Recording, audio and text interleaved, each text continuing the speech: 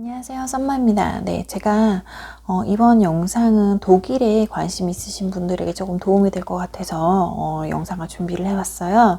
제가 이제 캐나다에서 제과 제빵을 하고, 그리고 이제 페이스트리 셰프로 일을 하고 영주권을 따고 이제 요리를 그만뒀죠. 요리를 그만두고 두 번째 제 직업으로 선택을 한 게 이제 프로그래밍이었어요. 제가 예전부터 이제 관심이 많았었는데 컴퓨터에 영주권을 따기까지 제가 거의 요리를 한 10년을 했기 때문에 요리를 이제 그만두고 다른 직업을 선택을 하고 싶다 해서 선택을 한 게 이제 프로그래머가 되는 거였는데, 그래서 제가 한국에서 이제 귀국을 해서 한 1년 정도 공부를 하고, 그리고 다시 캐나다로 돌아와서 일을 잡으려고 그렇게 생각을 하고 있었죠.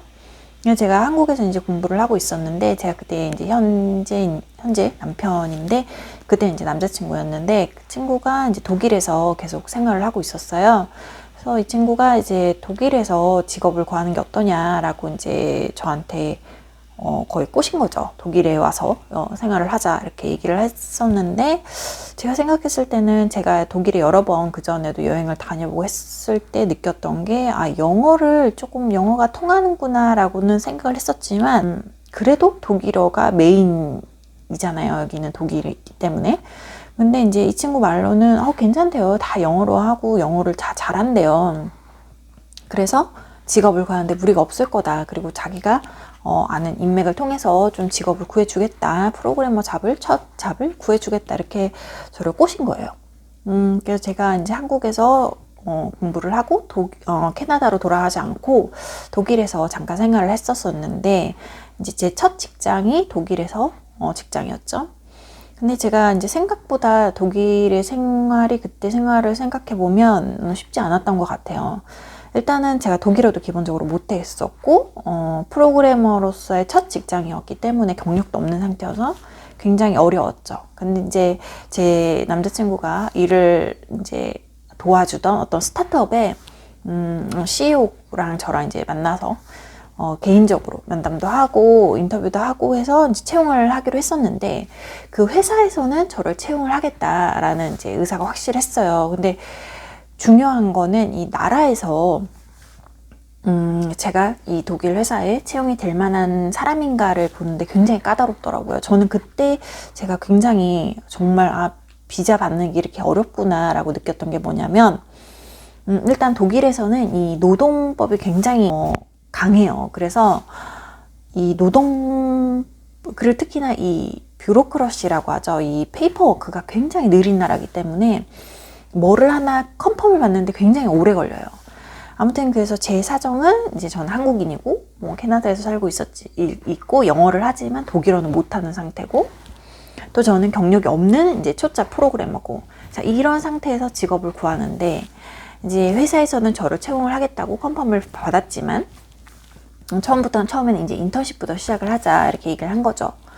그래서 이제 이 독일 비자청하고 얘기를 하는데, 첫 번째로 제가 거절을 당했어요. 그 거절을 당한 이유가 뭐냐면, 일단 이 CEO, 이 독일 회사에서 저한테 준 임금이 조금 낮게 책정을 한 거예요. 그러니까 저는 경력도 없고 이제 인턴십으로 먼저 시작을 하고, 이 스타트업 회사도 지금 이제 런칭을 한 그런 회사이기 때문에 기본 자금도 많지 않잖아요. 그래서 이 CEO가 한 3, 4개월 인턴십을 하고 그 다음부터 이제 올려주겠다 월급을 했었는데, 제가 받기로 한 그 금액이 이 그러니까 외국인이기 때문에 더 적게 받을 수는 없는 거예요. 그러니까 예를 들어서 우리나라에서 공장에서 일을 하는데 한국 사람을 쓰는 것보다 베트남 사람을 쓰는 거, 아니면 다른 말레이시아 사람들, 좀 동남아 사람들 쓰는 게 좀 저렴하잖아요. 근데 그렇게 할 수 없는 거예요, 독일은.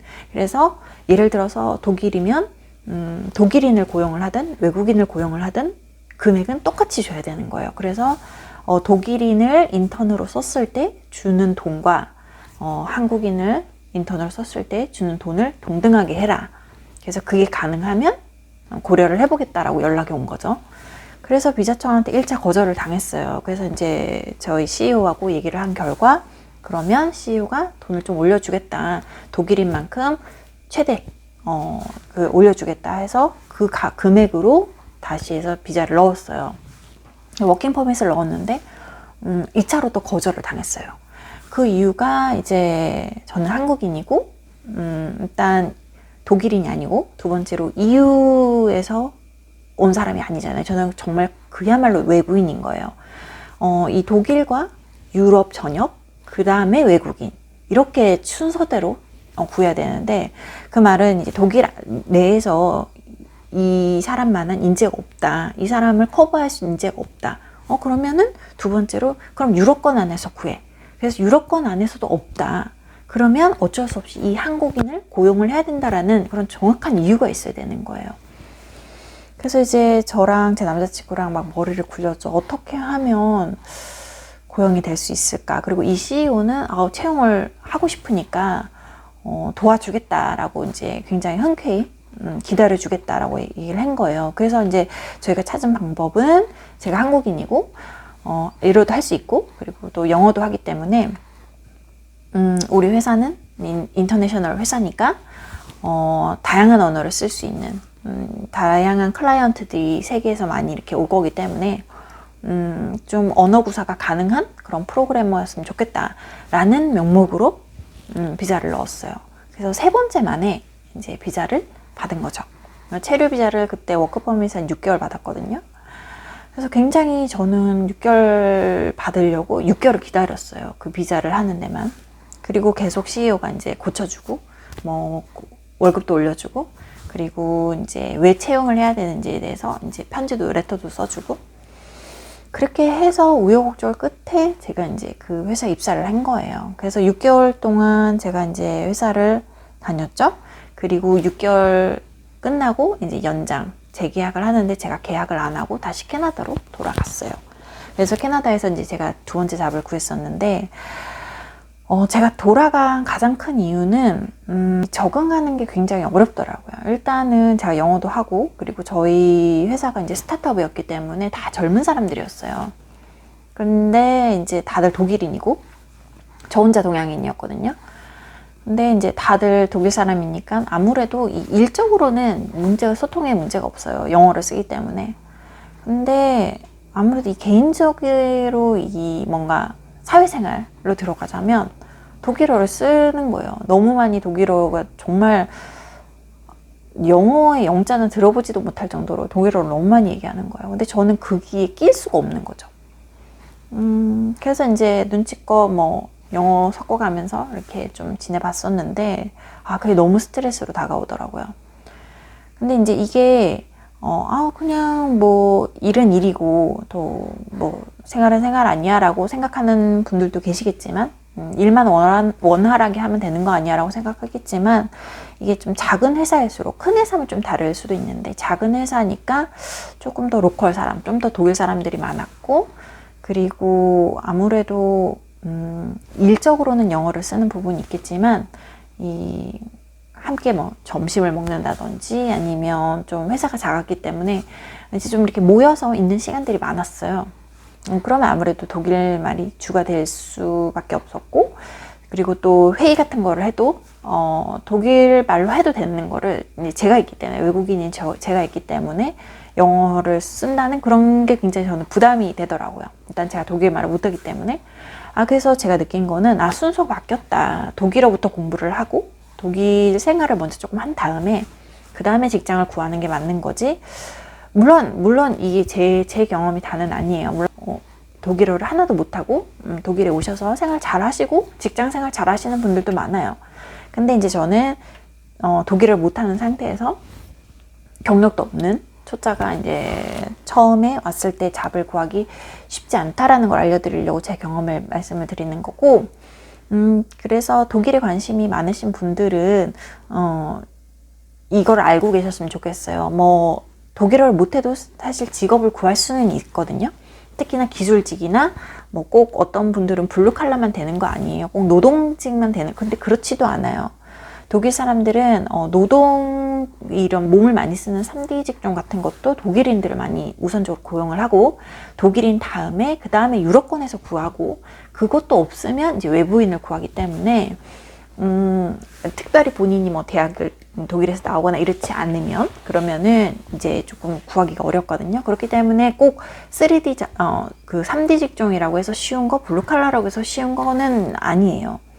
무슨 직종을 하든 어쨌든 독일어가 1순위거든요. 독일어를 공부를 해야 되는 게 제일 맞는 거고, 그리고 한국에서도 그렇잖아요. 아무리 싼 외국인을 고용하고 싶어도 한국말이 안 통하면 고용하기 어렵듯이 독일도 마찬가지예요. 그런데 독일은 또 외국인이라고 저렴하게 저임금을 줄 수는 없거든요. 그렇기 때문에 독일에서 꼭 취업을 하고 싶다라고 생각하시는 분들은 영어를 좀 하는데 내가 독일어가 안 돼? 그러면 무조건 독일어부터 공부를 하셔야 돼요. 제가 생각할 때는 독일에 이제 취업이나 아니면 이민을 하시려는 계획이 있으신 분들은 제가 캐나다도 마찬가지인데 이 언어가 정말 중요한 것 같더라고요. 그래서 저는 지금 공부를 하고 있고 열심히 하려고 노력을 하는데 제가 정말 쉽지가 않아요. 육아를 하면서 공부를 하는 게 쉽지가 않아서 지금 자꾸 늦어지고 있기는 한데 그래도 뭐 열심히 해야죠. 저도 이제 아기를 조금 키워놓고 나면 일을 다시 해야 되기 때문에 그게 뭐 프로그래머가 될지 제가 또 다른 일을 하는 게 있어서 여러 가지 옵션이 있는데 그래도 어떤 일을 하더라도 독일어가 굉장히 중요한 것 같더라고요. 네. 그래서 이제 이 독일에서 취업을 하시려는 생각이 있으신 분들은 이 비자 굉장히 받기 어려워요. 쉽지 않거든요. 하지만 본인이 정확한 커리어가 있고 그리고 특별한 뭔가 독일에서 없는 또 아니면 유럽에서 없는 뭔가 본인만의 그런 거를 잘 살려서 비자를 받을 수 있는 방법이 또 있기 때문에 원하시는 분들은 열심히 노력을 해서 생활을 하셨으면 좋겠어요. 뭐 그런 거 다 우여곡절 끝에 제가 독일에서 일했었을 때는 일이 괜찮았었거든요. 그런 뭐 시간이라든지 그런 스트레스라든지 이런 게 일적으로는 많이 없었던 것 같아요. 제가 이번에는 좀 되게 간단하게 일에 대해서 얘기하고 좀 더 집중적으로 이제 비자라든지 제 경험에 대해서 알려드렸는데 혹시 관심이 있으신 분들은 저한테 코멘트 남겨주시면 그거를 제가 이제 종합적으로 해서 또 다른 영상을 올려드리도록 할게요. 네, 그러면 다음 영상에서 뵐게요.